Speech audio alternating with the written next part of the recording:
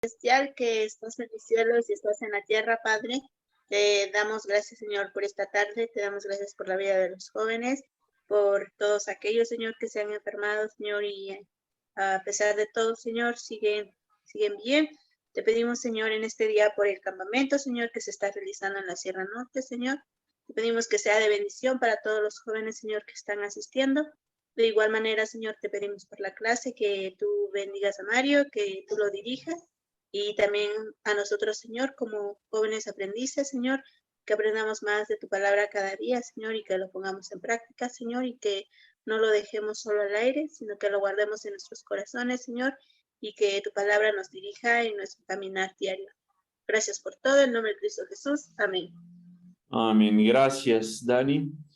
Bienvenido otra vez, Isra. Es que no te escuchábamos. No sé si ya te podamos escuchar, pero hace ratito no te vimos. Sí, es que apenas me conecté. Qué bueno. ¿Cómo has estado, Isra? ¿Todo bien? No, todo bien, todo bien. Muchas gracias. Hombre, qué gusto verte nuevamente, al menos por aquí. Un abrazote. Bueno, igual a todos, igual. Qué gusto volver a estar con ustedes. Ya, por fin verte nuevamente. Eso, mi buen. Pues vamos a continuar entonces con lo que nos quedamos hace un par de semanitas. Vamos a hacer rápido un repaso porque siempre es bueno ver el contexto de lo que estamos estudiando. Pablo ya está terminando Primera de Corintios y es más, si Dios nos permite, hoy es la penúltima clase. La siguiente vez que nos veamos, terminaríamos Primera de Corintios. Tal vez algunos de ustedes llevan poquito tiempo en la iglesia y solamente han estado escuchando Primera de Corintios, entonces lo único que saben es de los problemas que han tenido los cristianos, los problemas de la iglesia. Pero primero Dios, una clase más, terminamos después de haber estudiado esta carta que la verdad nos ha dejado muy buenas enseñanzas. Pero ¿qué está diciendo Pablo al cerrar esta carta? Él les está diciendo ya algunas cosas. Estén alerta, permanezcan firmes en la fe, sean valientes, sean fuertes, hagan todo con amor. Y uno podría decir, ay, Pablo da tantas cosas que no me puedo ni acordar de una. Bueno, con lo que está cerrando esta carta es con este enunciado, hagan todo con amor. Y después Pablo les da algunos ejemplos que pueden servir para que nosotros veamos cómo es hacer todo con amor. ¿Qué cosas necesitamos hacer con amor en la iglesia y qué cosas tenían que hacer así los corintios? Dijimos que estas palabras que ocupa Pablo aquí en este versículo 13 y 14 son pues de llamar la atención. Nos estudiamos estas palabras ya, pero pues nos llevamos algunas semanas solamente hablando de permanecer alerta, estar puestos en pie en nuestra confianza, portarnos como hombres, dijimos, portarnos de forma madura, portarnos como adultos y con hombres, bien puestos los pantalones y siendo poderosos, dijimos, recibiendo el poder de Dios. Pero Pablo luego en el versículo 14 les dice, hagan todo con amor. Y estas 7 marcas que estamos viendo, pues son dadas en los siguientes 10 versículos. Estas marcas están pues mezcladas ahí en el texto. En los siguientes versículos dice, ustedes ya saben que Estéfanas y los de su casa fueron los primeros frutos de la cosecha de creyentes en Grecia y ellos tienen su vida puesta al servicio del pueblo de Dios. Les ruego, amados hermanos, que se sometan a ellos y a otros como ellos que sirven con tanta devoción. Estoy muy contento de que Estéfanas, Fortunato y Acaico hayan llegado. Ellos me han dado la ayuda que ustedes no pudieron darme al no estar aquí, perdón. Ellos también han sido de mucho aliento para mí, como lo fueron para ustedes. Muéstrenles agradecimiento a todos los que sirven así de bien. Hasta ahorita hemos visto ya algunos puntos importantes. Dijimos que Pablo, cuando llegó aquí a la península de Grecia, pues empezó a predicar en partes más arriba, más al norte, como Tesalónica, que era conocida como Macedonia, la parte sur, que era conocida como Acaya, y dentro de Acaya estaba Corinto. Ahí los de la familia de Estéfanas fueron los primeros frutos, así les llama Pablo, fueron las primicias, como diciendo, Dios está promoviendo que haya una iglesia aquí, y lo primero que Pablo hizo fue el evangelismo. Una de las cosas que tenemos que hacer con amor, como dice el versículo 14, es el evangelismo, evangelizar. Ellos aceptaron a Cristo, fueron de los primeros que aceptaron en Grecia, y el resultado fue el segundo punto que Pablo nos menciona, que ellos por sí mismos pusieron su vida al servicio del pueblo de Dios. No es que los haya nombrado la iglesia, porque pues en ese tiempo no tenían todavía la iglesia, fueron ellos los primeros. Y como resultado de su transformación, de manera voluntaria, ellos pusieron sus vidas al servicio de la iglesia. Segunda de Corintios 5 nos dice, nosotros entendemos nuestra responsabilidad, por tener que llevar el evangelio. Y pues dijimos diferentes cosas que significa el evangelio. El evangelismo es el sollozo de Dios, Dios queriendo salvar a la gente. El evangelismo es el llanto de unos padres en la noche por su hijo no salvo, y nos hacía preguntar qué tanto nosotros como cristianos estamos evangelizando. El segundo punto que dijimos, lo que acabo de mencionar, es que ellos pusieron su vida, no es que alguien los haya forzado, ellos ya habían puesto su vida, la habían dedicado al servicio de los santos, dedicado al servicio, dice, como diaconían. Ellos hacían pues lo que fuera necesario para que la iglesia creciera. De aquí sale la palabra para diáconos. Y el punto aquí que Pablo les dice es que a ellos mismos se pusieron en orden para poder servir. Ellos de su propia voluntad lo hicieron. Esas son las dos características que vimos en la clase pasada, que deben ser hechas con amor. Un evangelismo y otra el servicio a la iglesia. Pero sigue el texto, versículo 16 en adelante, sigue hablando de otros puntos que nosotros podemos aprender mucho de ellos y que vamos a mencionar el día de hoy. Sujeción ya lo mencionamos nosotros cuando hablábamos en el capítulo 7, 8 y 9 del matrimonio. Dijimos que el matrimonio era algo que los corintios no habían entendido bien. Hablaban de la sujeción porque pues sabíamos que el hombre y la mujer están casados, pero la mujer se sujeta al hombre. Dios le llama así que se someta. Pero ya dijimos que esto no significa inferioridad. Les pongo esta imagen aquí porque tal vez no se acuerden, tal vez sí, no lo sé. En el seminario a mí me enseñaron que la palabra sujeción viene de que tú te sujetas. Vamos a suponer que tú estás puesto en pie, alguien se está cayendo, o como Pedro cuando estaba en la barca, se estaba hundiendo y se sujetó de la mano de Jesús. Eso es como a mí me lo enseñaron. Pero cuando ya me puse a estudiar un poquito más, pues no encontré sustento para eso. Digo, quizá esté en algún momento, pero yo no he encontrado sustento en los comentarios para eso. ¿Qué se refiere la palabra con sujeción? Porque Pablo les está diciendo, yo llegué a Grecia, o más bien a Acaya, evangelicé, y el resultado del evangelismo es que la familia de Estefanas y su familia hayan aceptado a Cristo, y ellos fueron como las primicias, pusieron su vida al servicio. Y ahora ustedes, hermanos, les suplico que se sometan a ellos como la familia de Estefanas. Tengo que entender bien a qué se refiere esto, Pablo, para que no ande yo después enseñando cosas que no tienen sustento. No sé si sea bien o mal lo que me enseñaron, pero no he encontrado, repito, algo que apoye en la literatura esa postura. Aunque sonaría bonito, pero ¿qué es lo que entendían los griegos? Noten ustedes eso. Esta palabra que aparece aquí, upo, hace referencia a algo que está debajo. Por ejemplo, ¿han escuchado ustedes de hipotensión? Hipo o upo es algo que está debajo. Entonces, cuando hablamos de hipotensión, hipódromo, pues no sé, algo que esté así, hipoglucemia, hiponatremia, eso se ocupa mucho en las cuestiones del cuerpo, pues hace referencia a algo que está bajo, ¿ok? Algo que está debajo. Entonces, esa es la primera parte de esta palabra. Y tazo, que es de donde después se deriva esta conjugación, es poner en orden como si fuera un ranking, como si fuera un rango como militar. Entonces, lo que está diciendo Pablo es, ok, ustedes ya vieron a cristianos como Estefanas, que de manera voluntaria pusieron su vida al servicio de los cristianos. Ustedes como cristianos entonces deben ver a gente como Estefanas, deben ver un modelo de cristiano, deben decir, ay, este hermano, Maura, por ejemplo, que está cumpliendo años, nos recuerda mucho que ella es una sierva de Dios, es fiel, enseña a los demás, y yo como cristiano me voy a someter a alguien con esas características, alguien que esté sirviendo de manera voluntaria, que esté sirviendo con muchas ganas, y esas personas van a ser mis modelos a seguir. Por lo tanto, lo que tenemos que hacer los cristianos es, número uno, identificar a gente que sea así, y número dos, someternos a ellos. ¿Significa que vamos a ser inferiores a ellos? No. Significa que nosotros nos vamos a poner como si ellos fueran nuestros generales. Upo significa que yo voy a estar debajo de ese rango que ellos tienen, lo voy a considerar como superior a mí mismo, no que signifique que es superior, sino que lo voy a considerar así, y yo de manera voluntaria me voy a considerar alguien inferior a ellos. Pero noten esta característica. La primera es notar quiénes son esas personas. Dos, me someto a ellos. Pero esta debe ir complementada por algo. La segunda parte del versículo nos los dice, que debemos ser cualquiera que sea como ellos, cualquiera que sea como Estéfanas, pero miren esto, que sirven con tanta devoción. Estéfanas, cuando recibió el evangelio, que Pablo predicó con amor, Estéfanas y su familia de manera voluntaria se sometieron al servicio de la iglesia o de los otros creyentes, pero no lo hicieron de manera, pues así leve, sino dice aquí, noten esto, trabajando afanosamente. ¿Cuál fue el resultado de la conversión de Estéfanas? Que trabajaba, sí, pero no nomás trabajaba así leve. Dice, trabajaba afanosamente, le echaba ganas, sudaba cuando trabajaba. Incluso cuando estaba escuchando un sermón de MacArthur sobre esto, menciona un autor, no me acuerdo del nombre de ese autor, porque MacArthur no lo pone en su comentario, menciona que algunos mencionan esto como adictos, como si fueran drogadictos. ¿Ustedes han visto algún drogadicto? Algún drogadicto empieza con poquito y luego va con más y más y más y más y más y más y más.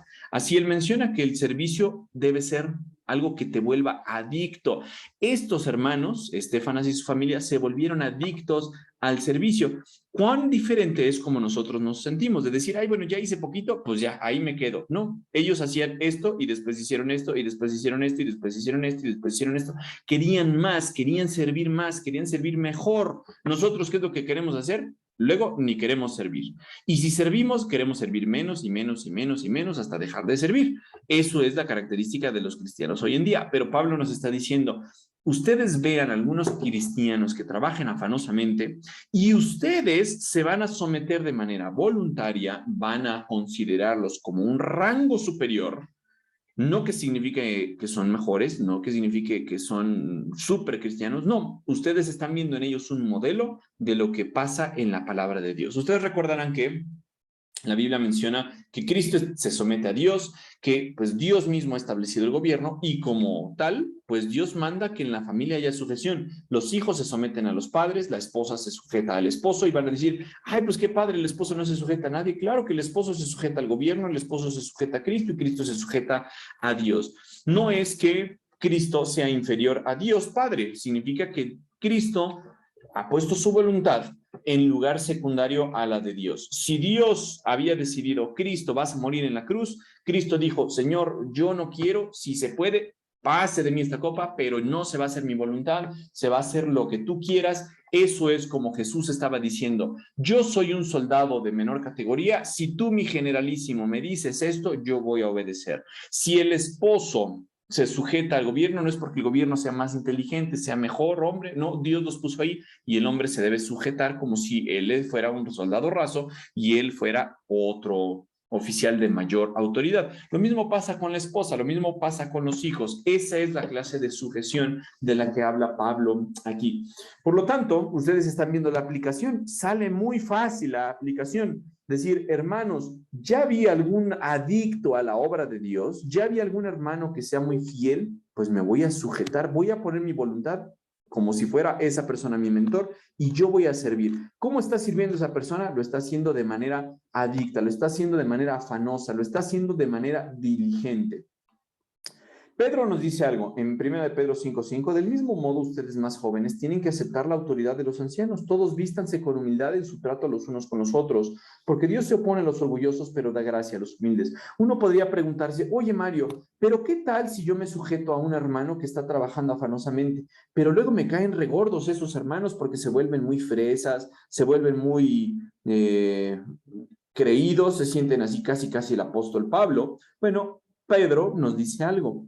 Pedro les está diciendo, hermanos, los jóvenes tienen que aceptar esta autoridad de los ancianos, pero estos ancianos se deben de aprovechar de esa situación. Pedro les está diciendo, para nada. Si alguien ve que otra persona, otro cristiano los quiere seguir, el trato debe ser con humildad. Mientras haya humildad, mientras un hermano pueda decir, ay, pues esta persona yo la puedo ayudar, o la otra persona puede decir, yo a él lo quiero seguir porque es un modelo de servicio para mí, siempre va a ir todos vestidos de humildad. Y esta humildad en el trato de los unos con los otros, pues va a ser muy bueno porque no va a crear hostilidad. Por lo tanto, chicos y chicas, eso es lo que nosotros debemos estar buscando según lo que está mencionando Pablo aquí. Pablo les anima a tener un modelo a seguir y seguirlo.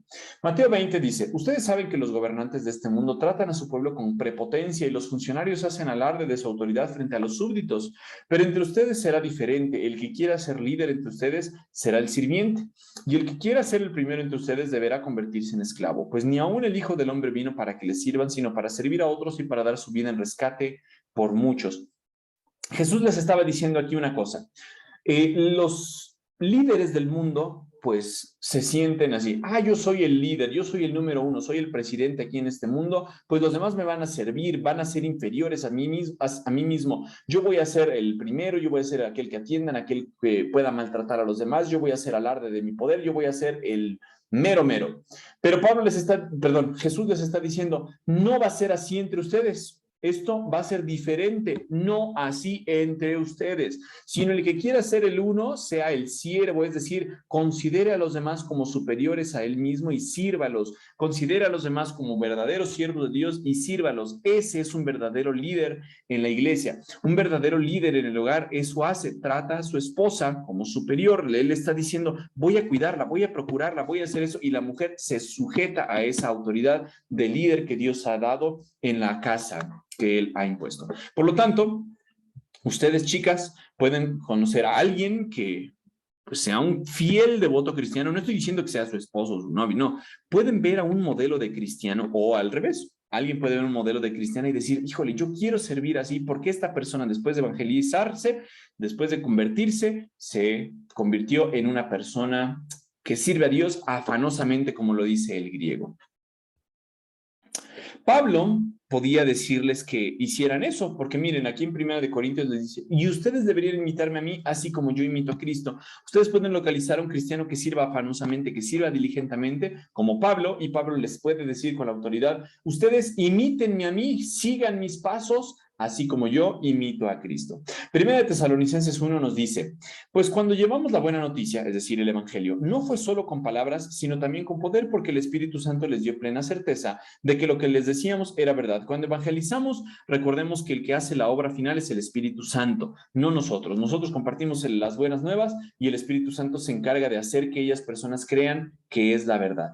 Pero sigue aquí el relato para el punto que estamos mencionando. Y ya saben que nuestra preocupación por ustedes, por la forma en que nos comportamos entre ustedes. Así que recibieron el mensaje con la alegría del Espíritu Santo a pesar del gran sufrimiento que les trajo. De este modo nos imitaron a nosotros y también al Señor. Como resultado, han llegado a ser un ejemplo para todos los creyentes en Grecia, es decir, por toda Macedonia y Acaya. Cuando mencionamos hace unas clases la separación de Grecia, dijimos que Grecia se dividía en Macedonia al norte, Acaya en el sur, y el resultado fue que estos tesalonicenses que estaban en el norte, en la región de Macedonia, recibieron el evangelio y se convirtieron en personas que imitaron a Pablo junto con sus compañeros y al Señor. Y ese es el resultado, chicos y chicas. Cuando ustedes imitan a un buen cristiano, cuando ustedes localizan a un líder que puedan seguir y lo imitan, el resultado, noten qué pasa, es que se vuelven un ejemplo, no solamente para el lugar donde ustedes están, no solamente se quedó en Macedonia su ejemplo, sino llegó a la otra parte de Grecia. Y eso es lo que nosotros podríamos buscar, que nuestro ejemplo sea pues algo que la gente pueda ver y que si nosotros vemos a alguien que está adicto al servicio de Dios, podamos nosotros seguir. Hebreos 13:7 nos dice, acuérdense de los líderes que les enseñaron la palabra de Dios. Piensen en todo lo bueno que haya resultado de su vida. Es decir, piensen, ay, el pastor me enseñó esto, mi maestro me enseñó eso. Piensen en eso en vez de estar pensando, ay, predica aburrido, predica muy feo, predica muy largo. Piensen en todo lo bueno, les dice el autor de la carta de los Hebreos, y dice, sigan el ejemplo de su fe. Eso es lo mismo que nos está diciendo Pablo aquí, sigan el ejemplo de su fe. Entonces, el tercer punto, chicos y chicas, va ligado con los otros dos. Primero dijimos, va el evangelismo, después va el resultado del servicio. Una persona que es diligente en su servicio va a tener discípulos que se le quieran sujetar. Pero Pablo continúa el relato, versículos 17 en adelante, y habla del cuarto principio, que es el compañerismo. Todo esto, recuerden, debe ir cubierto por amor, ¿eh? Estamos hablando del versículo 14 que nos dijo, hagan todo con amor y después nos pone ejemplos de eso. ¿El compañerismo qué es? El compañerismo es algo necesario para la iglesia cristiana. El compañerismo es necesario para cuando estés desanimado. El compañerismo es necesario para cuando quieras pecar. El compañerismo es necesario cuando estés así a punto de tirar la toalla. El compañerismo es necesario para tener modelos de servicio cristiano. Noten lo que dice Pablo aquí en el versículo 17. Estoy muy contento de que Estefanas, Fortunato y Acaico hayan llegado. Ellos me han dado la ayuda que ustedes no pudieron darme al no estar acá. Pablo estaba escribiéndoles, probablemente desde Éfeso, y llegaron estos tres hermanos. Quizá Pablo estaba triste, quizá Pablo estaba desanimado, quizá Pablo estaba llorando, no lo sabemos, quizá estaba preocupado por los problemas de la iglesia de Corinto, pero cuando ellos llegaron, Pablo se puso feliz. Aquí les dice, estoy muy contento de que ellos hayan llegado porque me han dado la ayuda que ustedes no pudieron darme al no estar aquí. Una de las cosas que vemos del compañerismo cristiano dentro de la iglesia, pues es eso. Hay veces que una persona va a necesitar ayuda y los cristianos pueden dar esa ayuda, pero si esta persona no va a la iglesia, pues va a estar medio difícil que se le dé esa ayuda. Hay veces que dicen, es que estoy todo triste, todo deprimido, sí, pero no haces nada por ayudarte. Entonces está difícil que la iglesia te ayude. Por eso es necesario el compañerismo de los cristianos. Pablo lo dijo en 2 de Corintios 7, dice, esto nos ha alentado en gran manera. Además de nuestro propio aliento, nos deleitamos particularmente al ver lo feliz que estaba Tito. Noten, Tito era un amigo de Pablo que después recibió la carta que lleva su nombre, una de las cartas pastorales, y les dice, estaba muy feliz Tito por la manera en que todos ustedes lo recibieron y lo tranquilizaron. No sabemos qué estaba pasando en ese momento en la vida de Tito, quizá estaba triste, quizá estaba llorando, quizá estaba preocupado por la iglesia, estaba desesperado, estaba en depresión, no lo sabemos, pero la iglesia tiene el poder de hacerlo feliz. Los hermanos Estefanas, Fortunato y Acaico alegraron el corazón de Pablo. Los hermanos de Corinto después alegraron el corazón de Tito. Y así nosotros igual, a veces pensamos, ay, tener compañerismo con los cristianos, eso no sirve de nada. Pues aquí Pablo nos está diciendo que sí sirve. ¿Tienes algún problema? La iglesia puede ser un medio que Dios utilice para animarte, para ponerte feliz. De esta forma, chicos y chicas, vemos que el versículo 14, que dice, hacer todo con amor, nos está diciendo diferentes puntos que van, algunos en una secuencia, algunos aislados, para poder nosotros recordar bien lo que tenemos que hacer. Dijimos, punto número 1, evangelismo. Punto número 2, eso va a llevar al servicio. Punto número 3, cuando ves a alguien sirviendo bien, te quieres sujetar. Punto número 4, que hasta ahorita vemos, el compañerismo, que es bien importante en la iglesia. Si Dios nos permite, la siguiente semana terminamos los otros puntos y cerramos, primero Dios, la carta de Corintios. Primera de Corintios. ¿Hay alguna duda hasta aquí? ¿Algún trauma? ¿Alguna cuestión que no se haya entendido? ¿Alguna cuestión que no haya explicado bien?